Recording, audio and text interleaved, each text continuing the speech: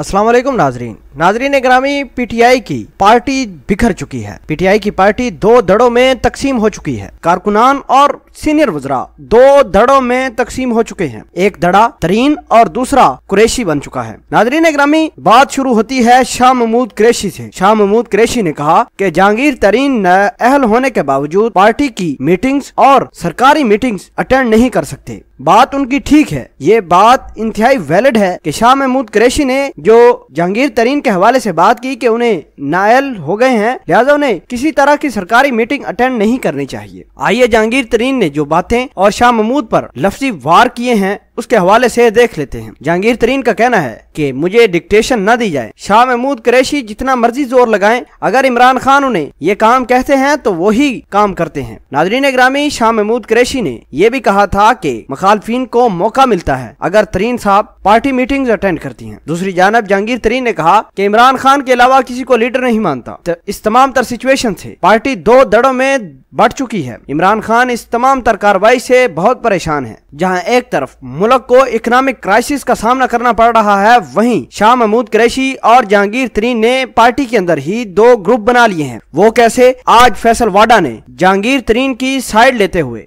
शाह महमूद कुरैशी पर लफ्जी बमबारी की। फैसल वाडा ने यह कहा कि जहांगीर तरीन अच्छे इंसान है, पार्टी के लिए वो काम भी करते हैं। बहरहाल शाह महमूद कुरैशी सीनियर पॉलिटिशियन हैं, हम उनसे सीखते हैं, लेकिन पार्टी के अंदर इस तरह की बयानबाजियां मत की जाएं। फैसल वाडा ने यह भी कहा कि इमरान खान ही सुप्रीम लीडर हैं और पार्टी में उन्हीं की बात मानी जाएगी। शाह महमूद कुरैशी के लिए अच्छा होगा कि वो अपने काम से मतलब रखें। इस तरह के सवालात और इस तरह की लफ्जी गोलाबारी की गई फैसल वाडा की जानब से। नाजरीन ग्रामी, शाह महमूद कुरैशी ने इस वजह से जहांगीर तरीन को झाड़ पलाई क्योंकि ज़िमनी इंतखाब जो रिसेंटली मुल्तान में हुआ है, शाह महमूद कुरैशी ने यह कहा था कि मुखालफिन को जहांगीर तरीन ने सपोर्ट किया है। जहांगीर तरीन ने पीटीआई के मुखालफ कैंडिडेट को सपोर्ट किया, उसकी कैंपेनें भी करते रहे।